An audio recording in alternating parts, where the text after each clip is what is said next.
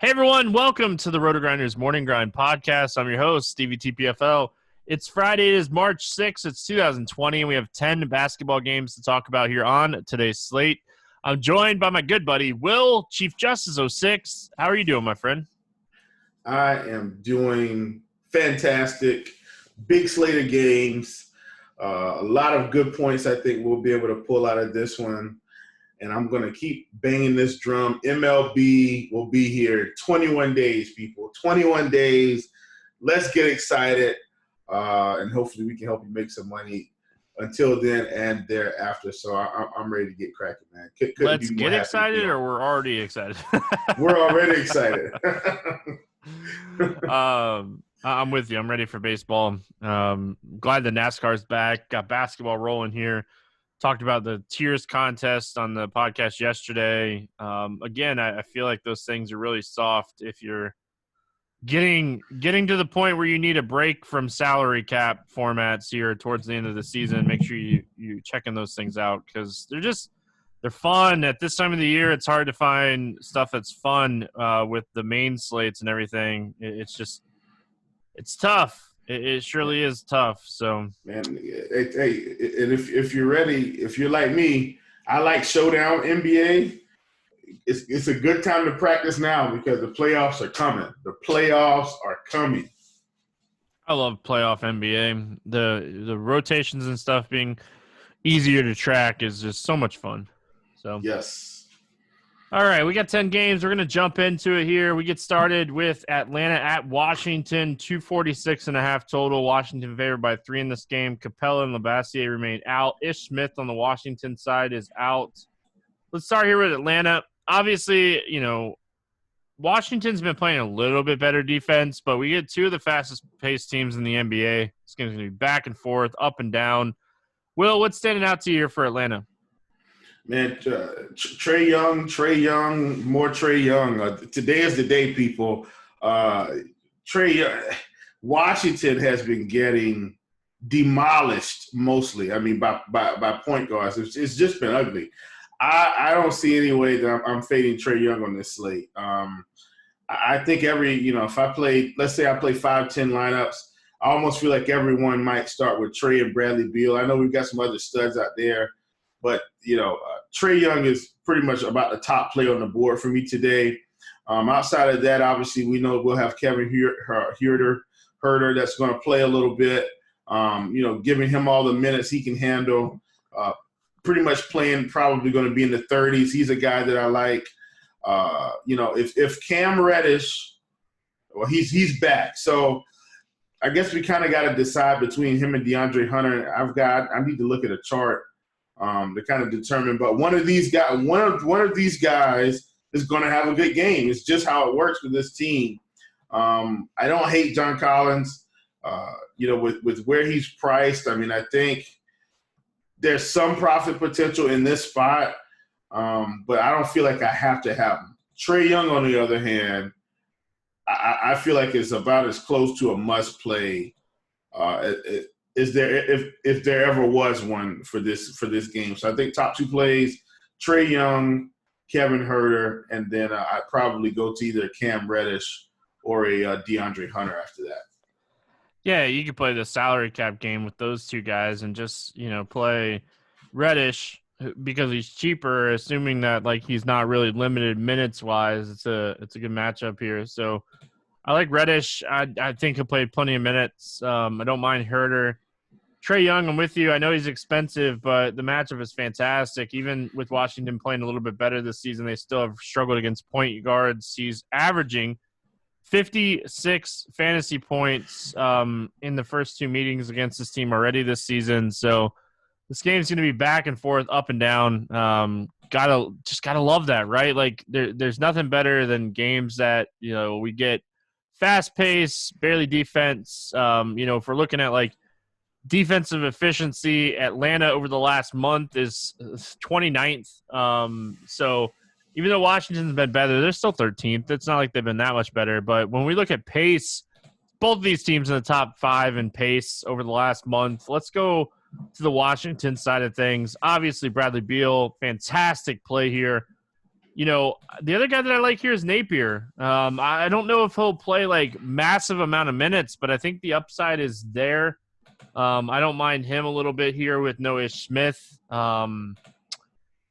Outside of that, it's tough. You could take shots on some of these guys. Jerome Robinson has been playing pretty decent minutes. He's really cheap across the industry.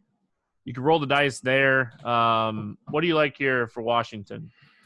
Yeah, kind of the same, man. Really, they're not. It's Bradley Beal all the way. I do think Napier's in play here against Atlanta. I mean, I think he's going to be a great play. Hachimura, Bertans, these guys should be involved as well. So I think almost all the pieces that are getting substantial minutes are in play.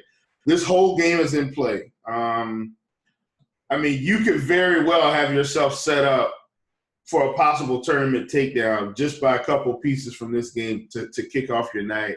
I'm certainly going to have pieces from this game to kick off the night. So I'm excited about it. And, I just think all these guys are in play. Bertans, Hachimura, Thomas Bryant will be back. Maybe you can squeeze a few minutes out of him. He's 4K. I think that's fair. If he gets 20 minutes, he could put up 30 in this spot. So all these guys, man, that are going to get substantial minutes, in my opinion, are in play. I love the Napier call. I think if he gets 28 minutes in this one, it could be some really good profit potential.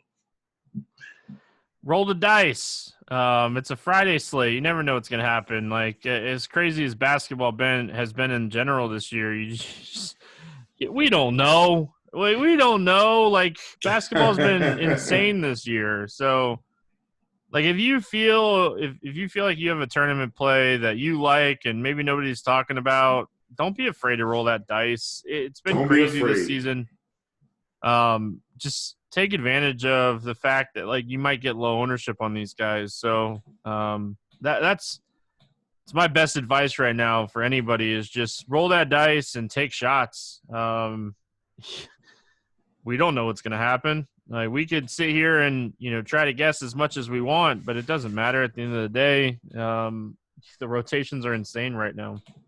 Yeah, for sure. San Antonio at Brooklyn, no total in this game. LMA is out. Podol is out. Temple is doubtful. Let's start here with the San Antonio side of things. Like, I know DeRozan hasn't had, like, a big game with these guys out, but DeRozan's 7,200 going up against Brooklyn. I have a hard time not liking him more than I probably should in this spot. Brooklyn middle of the road defense against shooting guards all season.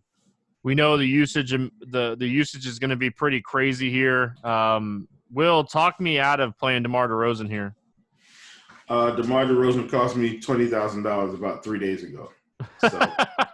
There you go. You talked me out of no. I'm just kidding. Listen, man. I mean, as much as it pains me to say it, because the wound is still a little sore, I'm just pulling the scab off of it. He's a good play, man. 7,200. Like you said, he's going to have all the usage here. The only thing that's been concerning for me, realistically, is his shot attempts. I was really expecting him to probably get 18 to 25 shots here with LMA out, and that just hasn't been the case. So, only shot the ball 11 times against Charlotte.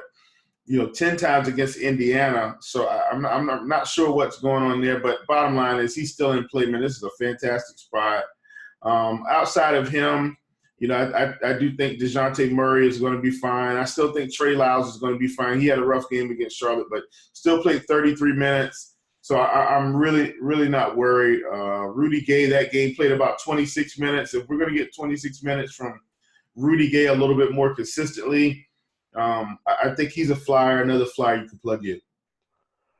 Yeah, I'm not worried about Trey Lyles at all. I know he was pretty popular the other night and didn't have, like, the best game in the world, but you dig into that game a little bit more. He didn't shoot the ball amazing, and just, like, he still played the minutes. Like, at the end of the day, we're playing these value guys for minutes, and that's what we're looking for. Trey Lyles, again, I feel like he is one of, if not the top value play on the slate. I think he's still too cheap with LMA and Podol out, and I'm gonna take advantage of it. I hope people don't play him. I'm Yeah, right back on it. Yeah, the crazy part about it is I actually feel good. I didn't feel good that day, but because of the lackadaisical performance, he didn't go up in price. He actually went down a little bit. So well, at least on FanDuel, he went down, I think. So I'm with you, man. Right back to the well on these guys. Is there anybody else that's, kind of standing out to you for San Antonio? I mean, Patty Mills has kind of been doing a little something. He's 3,400 on DK. Maybe you look at that if you really need to dig to the bottom of the barrel for some salary relief. And DeJounte Murray's a guy I like. I'll bring him up again. I like him. But other than that, I think I'm good. Well, the thing is, like when you mentioned, Patty Mills. Sorry. Like mine slipped my mind there for a second. Like Patty Mills playing about 22 to 23 minutes a night, even with these guys out. The thing about Patty Mills is the dude is just getting so much usage with the second unit, and that's why you're taking shots on him here. Like you're taking shots on the fact that like he's getting usage. Like he's playing the second unit with Derek White, Marco Bellinelli, Lonnie Walker, and Rudy Gay. And like if you just look at all those names, it's like, all right, I can see why I'll take some shots here on a guy like Patty Mills because the upside is there even in 22 minutes, but he's 3,400. He can go for 8 to 10x at that price in this matchup. So just touching on it a little bit. I did a little bit of research on Patty Mills before we got started here. Yeah, and he is the minimum on FanDuel. Like, I mean, I know he's pretty much the minimum on DK, but on FanDuel, he is 3,500 exclusively. So I think it could be worth it, man. I think it could be worth it. I always like cheap. It's fine with me. I like being cheap. Brooklyn side of things, they have some injuries. LeVert, big game, and then kind of died off the second game on the second end of the back-to-back. Man, it was a blowout. He had 30 and 3/4 and didn't play. It was a blowout. Same thing happened to JV, man. That was another game that killed my profit potential. As you can see, I've had a rough week with blowouts and guys not get where they need to be. I got a text from Will. We're not getting our JVal upside game tonight. No. Oh, man. He had 32 and 3, and I said, well, there we go. We're not going to get it. But this has been my luck with like Valanciunas lately too. Is like every time I play Valanciunas, they blow teams out, and it's like Memphis isn't supposed to be blowing teams out. What's up with this? What is this? That's not what I'm playing Valanciunas for. Right. So we had a fun laugh about that, but yes. Anyway, yeah, I don't mind LeVert here at 7,200 on in this matchup against San Antonio.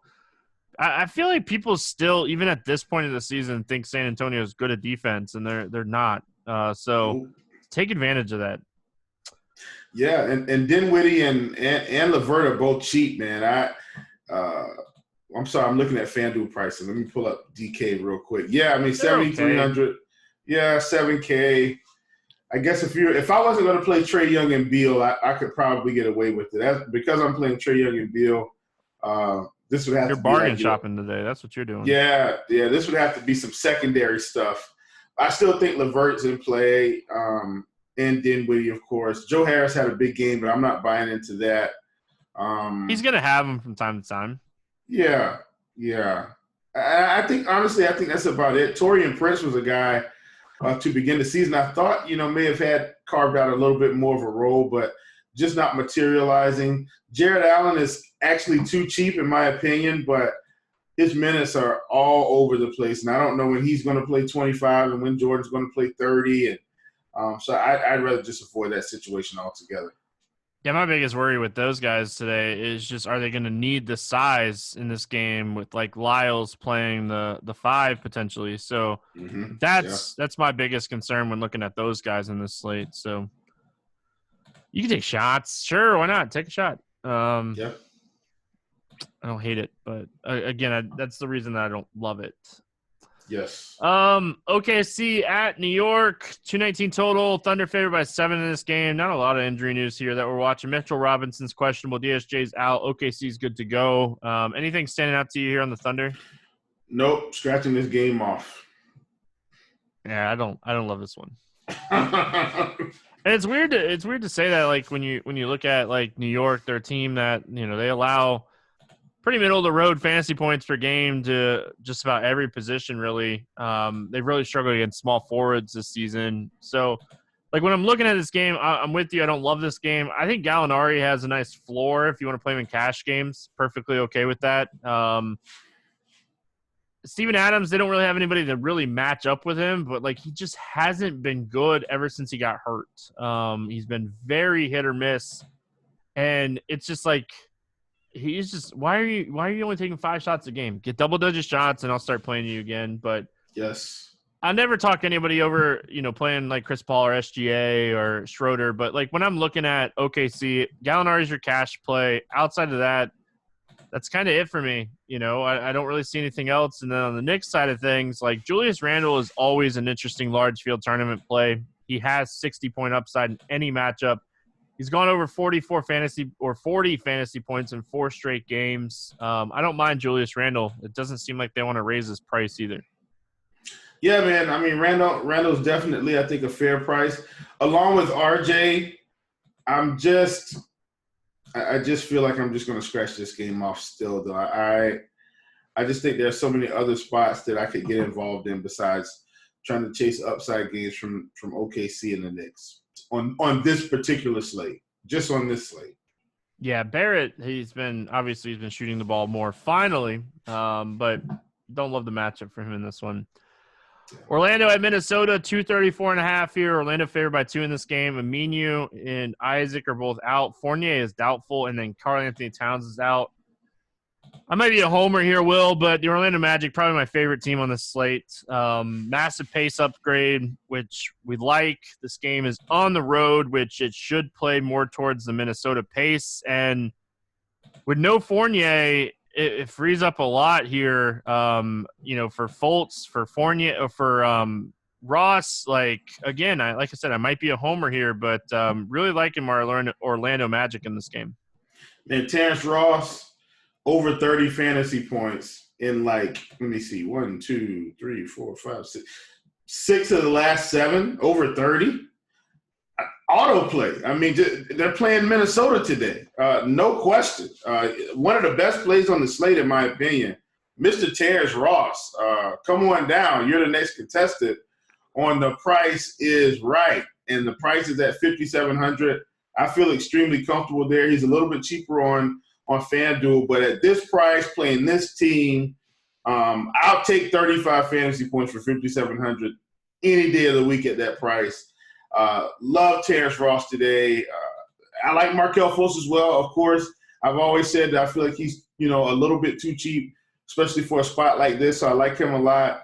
Aaron Gordon is back, but, man, he's expensive at $8,600. I will not be playing him at that price. Vooch is $8,900. Feel a little bit more comfortable there, but my main guys from this team are definitely going to be the value guys.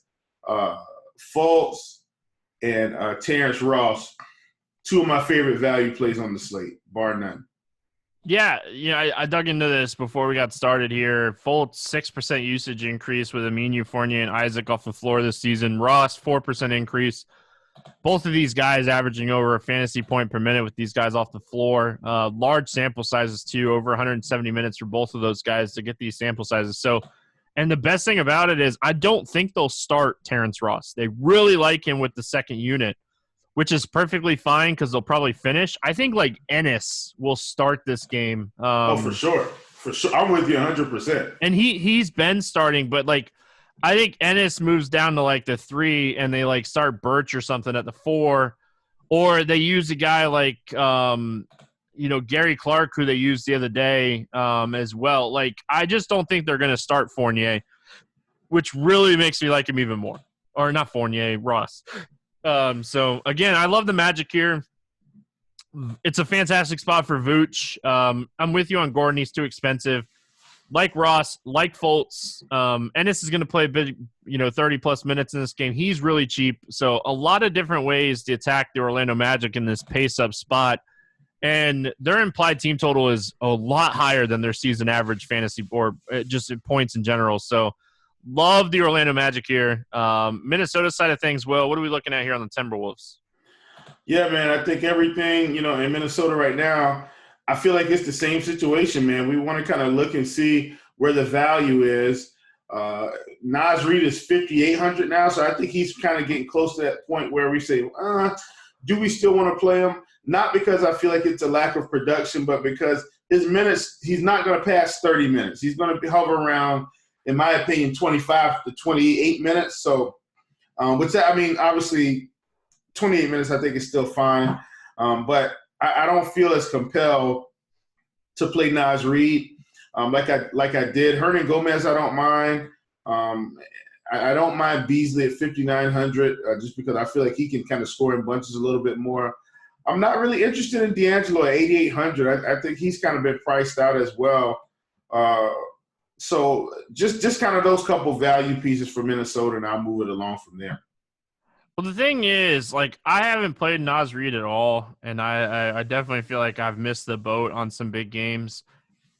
If he stays out of foul trouble here, they need his size. The Magic play big. They need his size, which I think obviously gives them a little bit of upside in this spot, but you don't feel good about paying this price for him. So I think Hernan Gomez is another guy. I've been talking about him a lot. I've been playing him a lot over 30 fantasy points now in 3 of the last 4 games. He's 5,500.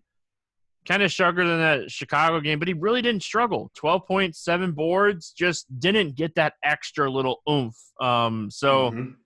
I'm perfectly fine going back to the well on a guy like Hernan Gomez just because I don't see a reason not to have interest in him on this slate where they're going to need size, and all it takes is Naz Reid to get a little bit in foul trouble, and then they're using him even more in this spot. So I like Hernan Gomez a lot for tournaments. You mentioned Malik Beasley. I don't mind Malik Beasley, and I don't hate James Johnson. I think James Johnson's going to play closer to 25 minutes here at 4,900. I wish James Johnson was a little bit cheaper, but beggars can't be choosers. So what are we going to do? Moving on, Will, we got Indiana at Chicago. No total in this one. Brogdon is doubtful. Lamb is out. McDermott's questionable. Oladipo's questionable. Jakar Sampson's questionable. TJ Warren's questionable. On the Chicago side of things, Dunn is out. Cornette is out. And Levine is out. Levine, man, oh man, Indiana, everybody's questionable here. Sabonis isn't, but if these guys sit, with Brogdon doubtful, if Warren ends up sitting, I hate to say it, but we're looking at Aaron Holiday. We're looking at TJ McConnell. We're looking at Justin Holiday. It's just these guys are going to be just too cheap for this type of slate if these guys end up sitting.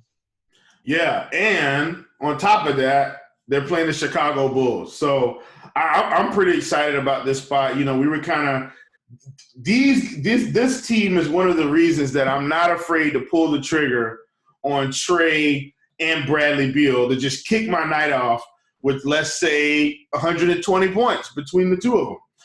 Because this Indiana team has so much value.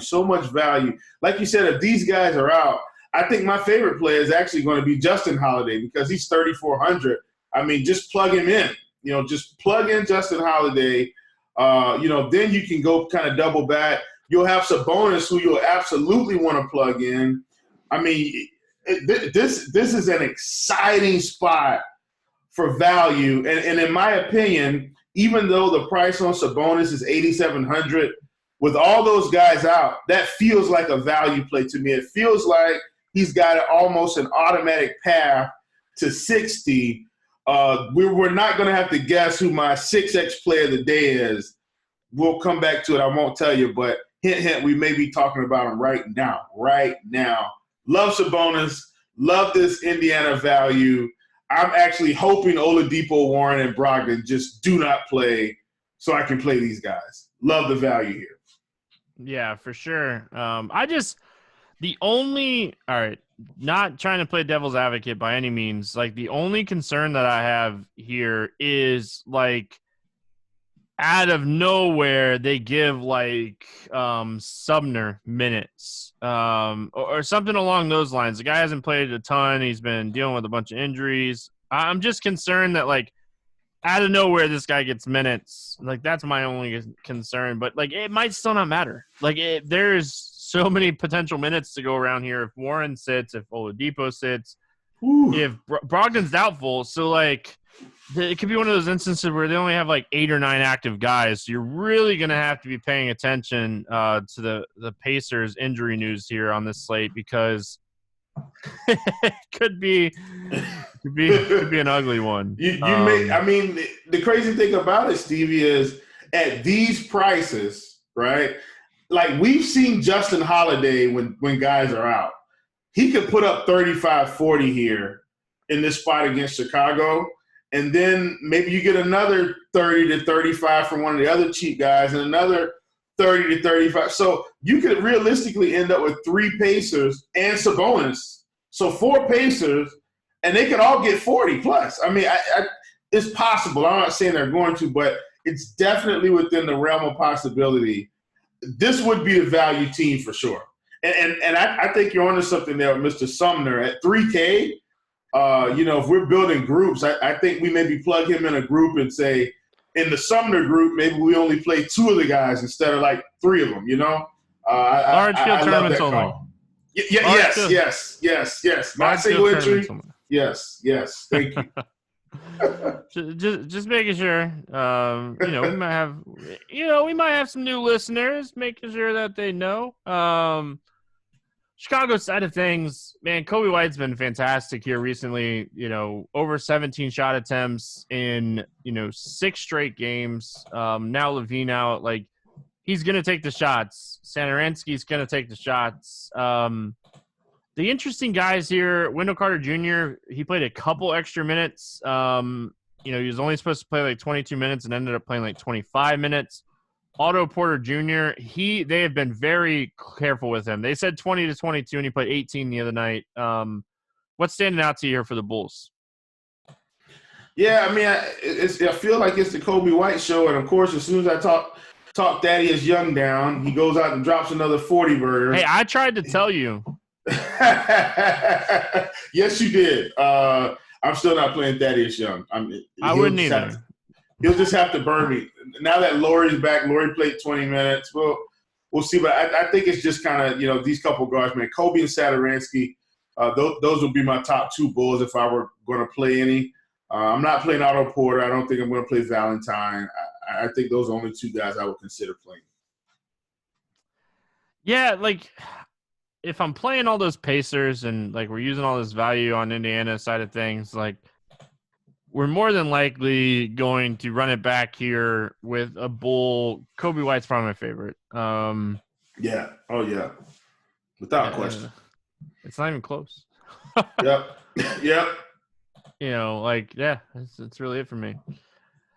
Miami at New Orleans, 235.5 total here. New Orleans favored by 2 in this game. Hero and Leonard remain out. Miller and Redick remain out. Kendrick Williams expected to play. We talked a lot about Orlando getting pace bump. This is a nice pace bump for Miami as well. Let's start here with the Bulls. What's standing out to you here for the Heat? Not the Bulls. Yeah, we're good, man. Tell when I'm tired. But hey, man, you're putting in that work, man. It's NASCAR season, so we understand. I think this is a good spot for Jimmy Butler. I know he hasn't really been hitting value per se, but feels like everybody's hitting value or exceeding value against New Orleans. This is a good spot for him.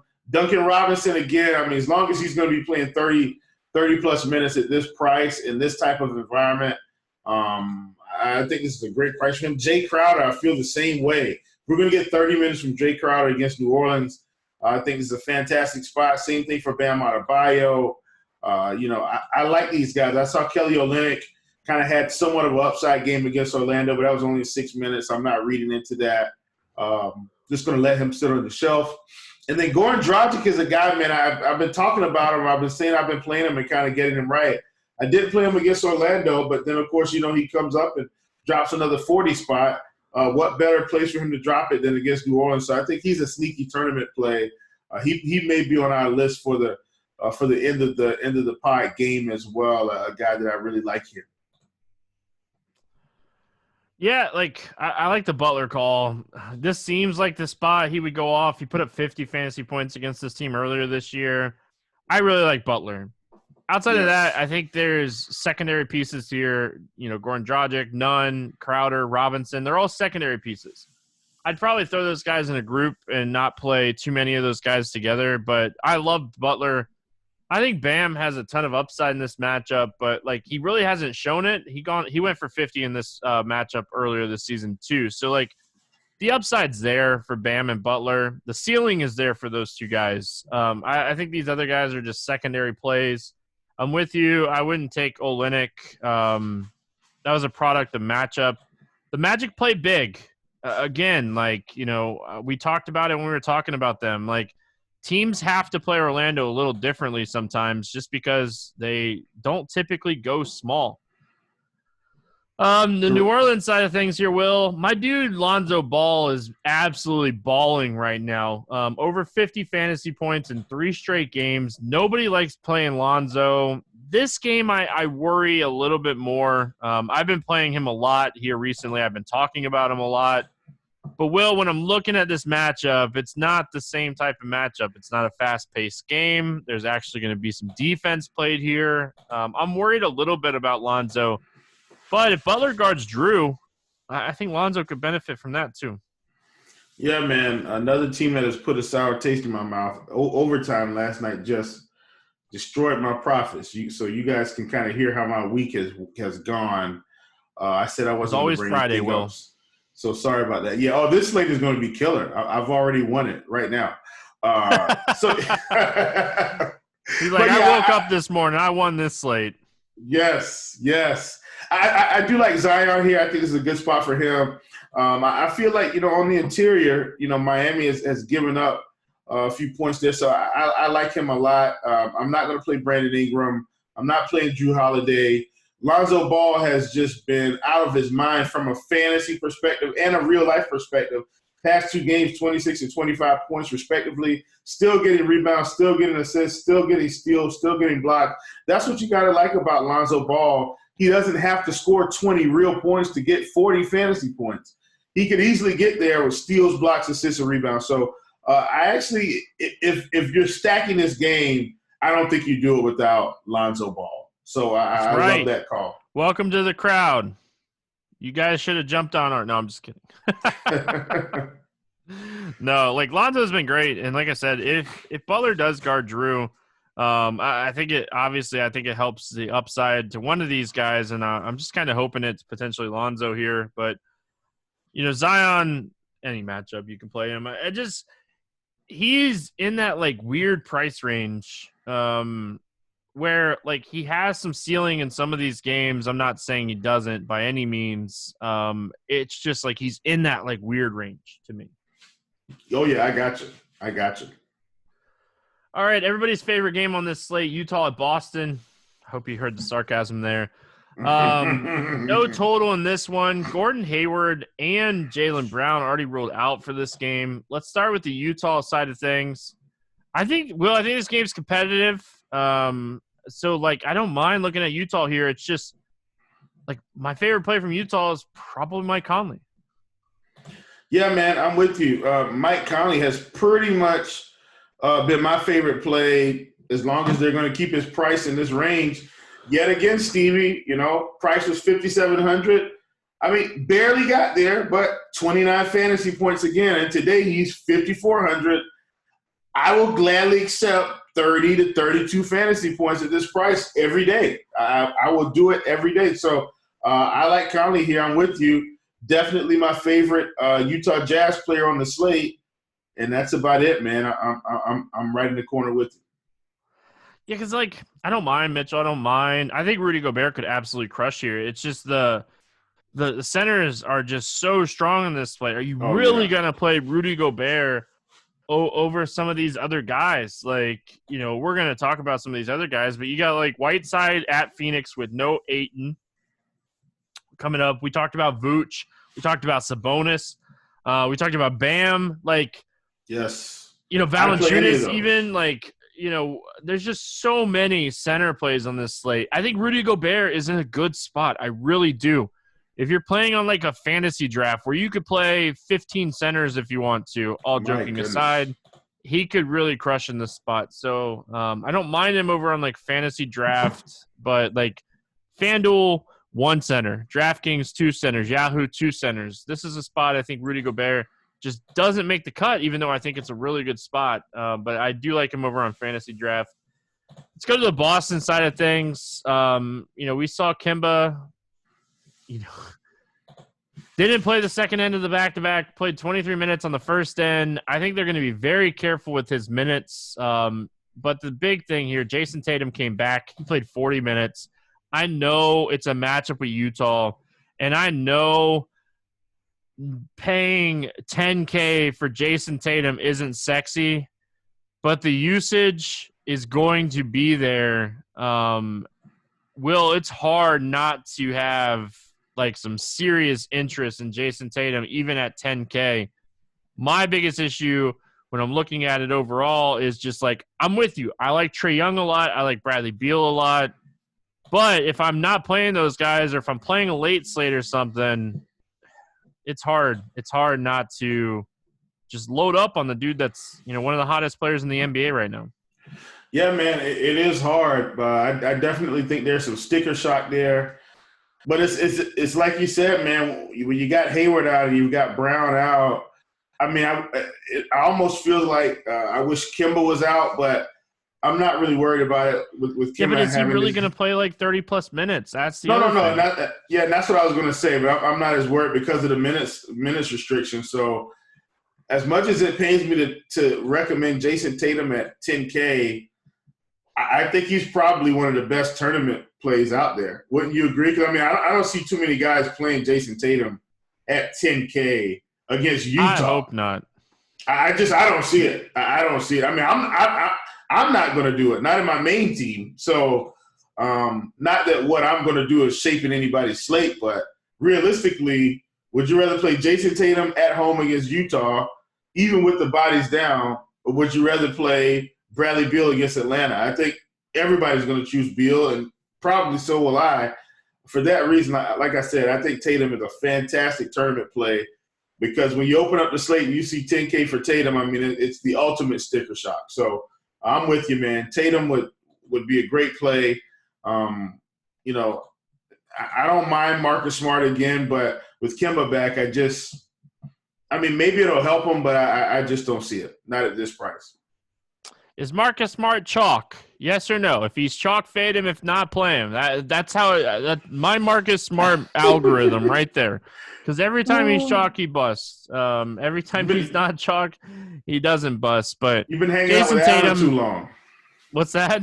You've been hanging out with Allen too long. Maybe the guy like Jason Tatum has a 36% usage rate when Brown and Hayward are off the floor, and like. That's for the season. Will, if we go, let's just look at the last 4 weeks because Tatum's been playing way different here over the last 4 weeks. 35%, it's high. And, there's no reason not to have interest in Jason Tatum. I like him even more if he's going to be a guy people stay away from because he's expensive. Sign me up. Yes. I love being contrarian by using salary. To be different. And, I talk about it on this podcast all the time. It's just let other people overthink just guys being out in good spots because that's fine with me. I don't think anything else, right? Let's move on. Memphis at Dallas. No total in this one. Clark, Triple J, Winslow remain out. JJ Barea is questionable. Brunson's out. Luka is questionable. That is dictating the whole slate, and we will have to wait and see. Finney Smith is questionable, and Hardaway is questionable. You can tell that we're starting to get later in the season when the injury reports become longer and longer and longer. My least favorite thing about NBA DFS. Will, what are we looking at here? it's tough the night before. If Luka sits, Porzingis is Oh, fantastic. man. Yeah, if he sits, look, man, if he sits, you better play Porzingis because right now, I think I kind of talked about this the last pod we had, Stevie, where, we're saying, hey, Porzingis has actually been performing admirably with Luka playing on the floor. I mean, if you look at the past 3 games, 67, 75, 44, 56, 30, 56, 50. I mean, the guy's just been fantastic, man. So if Luka sits, Porzingis is going to be a top play on the board, especially against a team like Memphis. And listen, we have the value plays to do it. So I would be ecstatic to play Kristaps Porzingis against Memphis. If Luka plays, obviously, he would still be a great tournament play, but I would have a lot less interest. Yeah, like obviously, Luka is going to dictate this one, whether he plays or not, to determine the value of Porzingis. So, and I started with the home team there just because we had a ton of injuries. Memphis side of things, if you expect this game to stay close, Valanciunas, when you look at his game log, it's like, But the fact that like they've been in blowouts the last 2 games has kept his price to 7,400 because he has been on his way to crushing in both games. Oh my both gosh. games he's been on his way to 30-plus minutes and absolutely crushing. All joking aside, like I said, Will and I were exchanging texts the other night, and like, we're not getting that game, Will. Nothing more tilting than not getting that game because of a blowout. But this is a great spot to look at Valanciunas. If this game stays close, he should crush here. Not saying it's going to stay close. I'm just saying if it does. Memphis is blowing everybody out right now. Yeah, man. I don't see the blowout. On the road in Dallas, Porzingis playing like a man with his hair on fire. I think this game will be competitive. I definitely think JV's in play. If all these guys were to sit, I mean, I think John Morant would be in play as well because his minutes have obviously been cut down.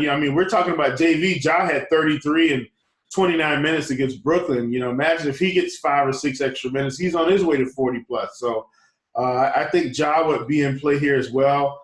And then one last piece, man, I actually think Dylan Brooks is in play here in this game. I think he could get to 30 minutes if the game's competitive here, which could possibly lead him to 30 fantasy points. I mean, Dallas hasn't really done much to slow down, shooting guards over the season, so I don't expect them to slow down now. I have to pull out a Crane and Chief statement. Dylan Brooks may be sucking, but he will be chucking. So I like Dylan Brooks here against Dallas in a spot where they'll probably need him to score a few buckets. Talk about a guy that's cost me a ton of money this season. Good old-fashioned Dylan Brooks. Portland at Phoenix, no total in this one. Collins and Hood remain out. Ayton is doubtful. Cam Johnson's out. Kaminsky's out. And Oubre's out. So let's start here with the Portland side of things. Lillard came back, played 32 minutes. Looks like he's going to play his normal amount of minutes. We definitely saw a decrease in usage for CJ McCollum. He's still got 18 shots, but it wasn't like that 25 to 28 that he was putting up. I like Portland. I like Whiteside. It's just I feel like the 3 studs in this game for Portland are all kind of priced where they should be, if not a little high. Yeah, for sure. And I mean, this is a good spot for them. Dame is a Phoenix Suns killer, but I don't think I can play him here.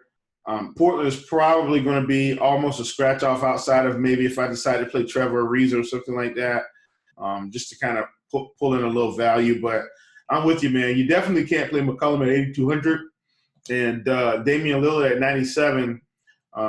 He can still get there. I think he would have maybe gotten there last night. Didn't play the last 4 or 5 minutes of the game because of the blowout there that they were producing against Washington.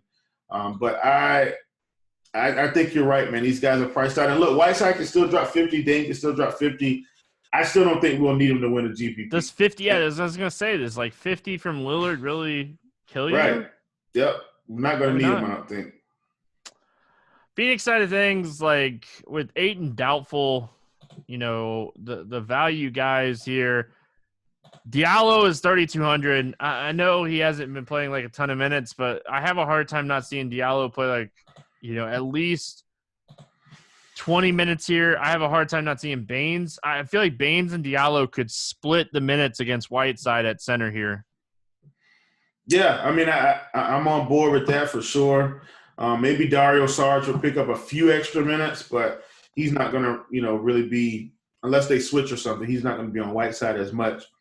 If Ayton sits, I think the big players here, man, Mikal Bridges has been, getting all the minutes that he can handle on most nights. I think this is another good spot for him.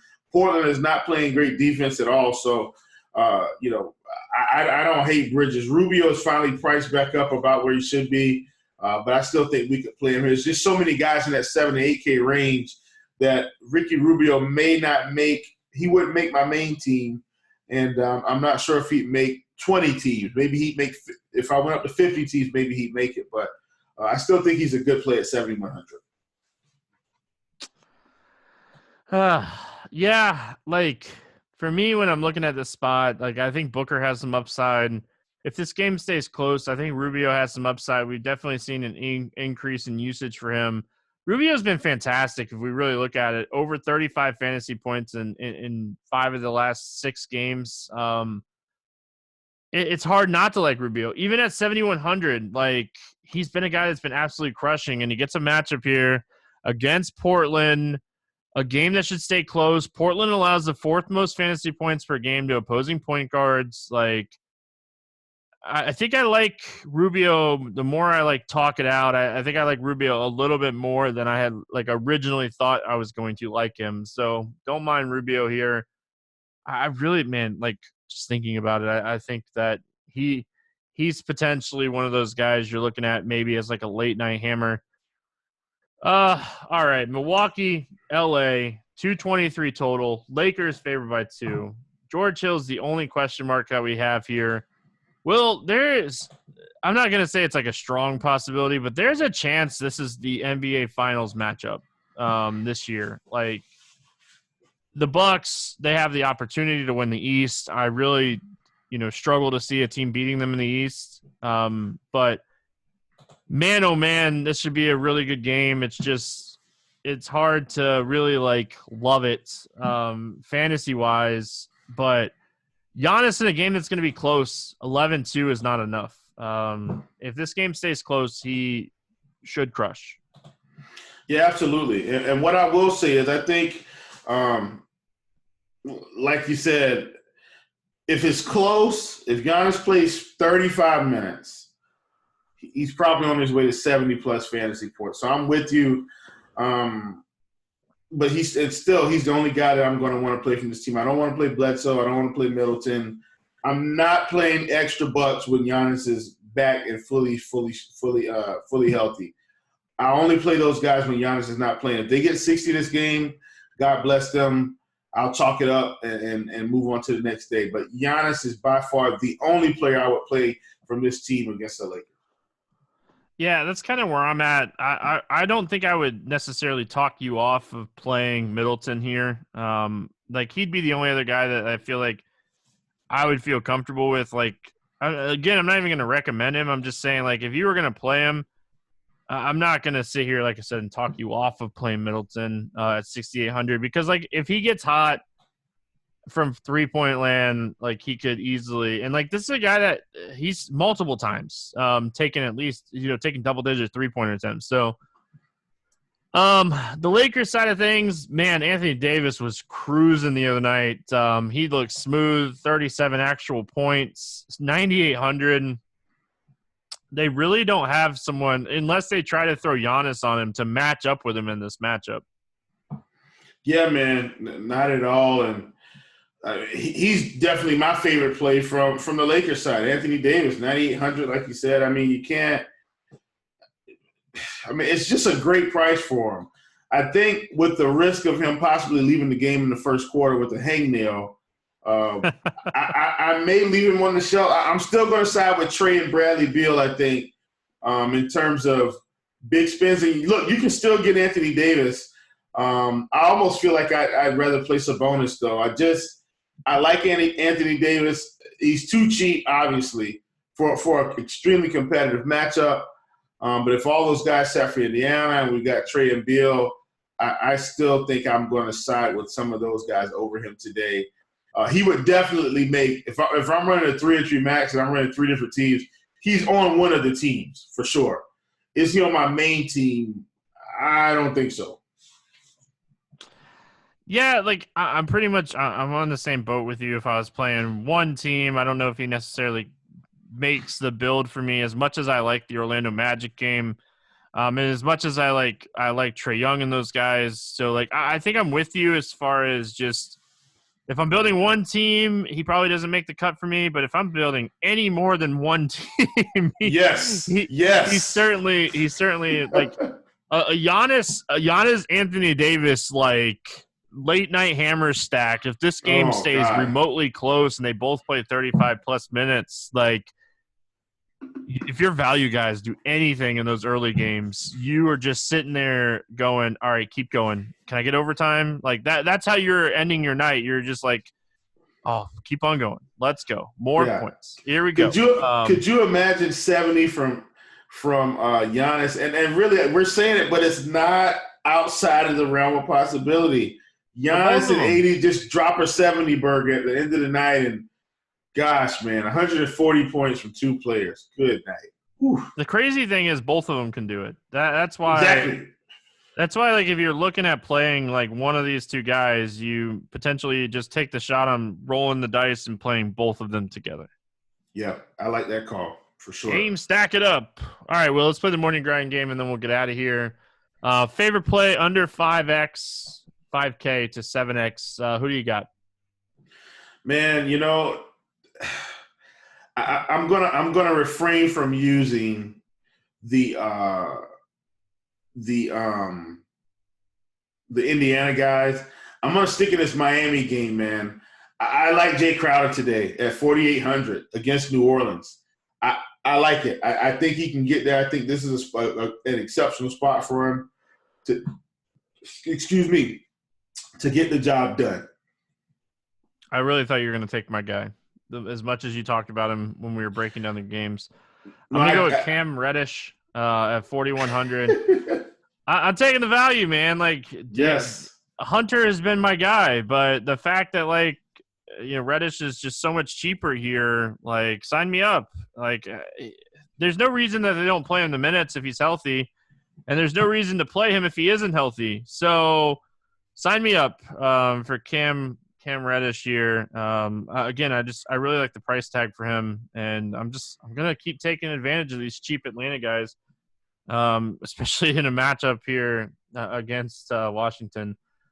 Yes. Well, over 8K to go under 5X. Who's your bust today? Man, over 8K to go under 5X. I almost feel like it's kind of tough to have a bust, but we talked about this where we felt like maybe these guys were already kind of priced appropriately. Here's one guy that we thought was overpriced. I'm going to go Aaron Gordon at 8,600. I just think he's the obvious possible play to not hit value here. All right, I'm going to go with CJ McCollum, kind of towards the bottom, but I think with Lillard back, the shot attempts are going to be down for him. I just don't see him doing as much with the ball in his hand either. So for me, it's CJ McCollum. Favorite 6X play, Will, who do you got? Here we go. This is the guy we talked about earlier, man. I'm going to go with Mr. Sabonis at 8,700. And the reason why I like this play, even if Warren plays, he's still playing the Chicago Bulls. I like Sabonis here to really go 50+. I love this for Sabonis. I'm going to go with one of my favorite plays on the entire slate, a guy that we talked about a lot as we were breaking down this game. I've talked about how much I like this team. I am a homer, so take it for what you want to take it as, but give me Fultz in this spot to go 6X. I think my boy is too cheap. I think he is rejuvenated with the Orlando Magic, and he's playing really good this season. Give me Fultz with no Fournier here to go 6X. I like it. Let's get weird GPP play of the day, Will. Who do you got? Man, let's get weird. This is a guy we kind of really talked about early on, and we may end up not needing him. Patty Mills, 3,200. Let's get weird GPP play. Patty Mills. I like that one. Do you want to take a wild guess? We did not talk about my guy when we were breaking down the games. Do you just want to take a wild guess? Man, that's a tough one. He started the other night for the Chicago Bulls. Give me Shaq Harrison. Oh, yeah. As soon as you said started, I was like, not Shaq Harrison. Yeah, I don't know if he'll start again, but with all the value that we have on this slate, I have a hard time seeing a lot of people play Shaq Harrison in this spot. Yeah. And if he plays 28 minutes again, like I could see him getting there. It's a terrible matchup.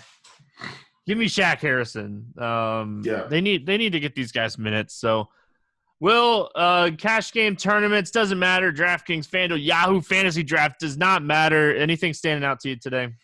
Yeah, man. Actually, for sure. I think for those of you that maybe you're not able to play in the monster from time to time because the pricing is all over the place. It's $400, it's $500, it's $800. Because they're running a big 3,300 today. I mean, you've got the monster at $333. If you can get in there, I mean, the max, it's only 5 max entries, $15K to first, but, only a 167-person field paying out 22.75%. You're going to min cash 1.8x, and first place is 30%. So I think, if you've been kind of teeter-tottering on the edge, you've kind of got your bankroll to a comfortable place, hopping at 333 for the monster, man. I will say this every slate until we're done with it. Single entry series, let's fill these things up. They're giving us really good payouts, really good payout structure. First place, only 10% of the field. It's a $100 entry this week. Really love the windmill. Yeah, love the single entry series. And again, I'm a company man. I don't care. But I feel like these tournaments are fantastic. The best. I'm going to go over to DraftKings today. Talked about the tiers contest yesterday. Again, if you haven't checked those out and you're kind of at that point where you're ready for baseball to start because you're sick of playing salary cap, take a chance and check out those tiers. But today, the $20 3-entry max tournament over there on DraftKings, maybe even doing well in the $3 3-entry max tournament that I've been talking about. You've been able to build your bankroll.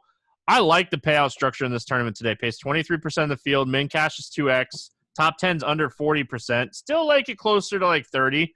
But, beggars can't be choosers. And I feel like if you're looking at this game or this slate, I feel like a 3-entry max. It's a 3-entry max slate for me. There's a lot of, different ways that I want to attack this slate. So that was one that, even before Will and I don't plan this stuff. We don't talk this stuff out before we get going.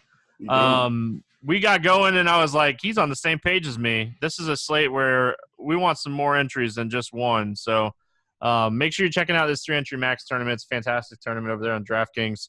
Will, send us home with your favorite over-under for the weekend. Man, let me get that pulled back up because I did have one and I lost it. I'm actually going somewhere that I don't think you're anticipating today. I'm going to stay away from Atlanta. I'm going to stay away from the New Orleans. I'm actually going to attack your Orlando Magic, man. This 235 total. Usually I take the under on Orlando. I'm actually going to take the over today. I'm actually going to take the over. I think Orlando can score 120 here with ease. I really do. So I'm taking the over on that total with Orlando on the road in Minnesota.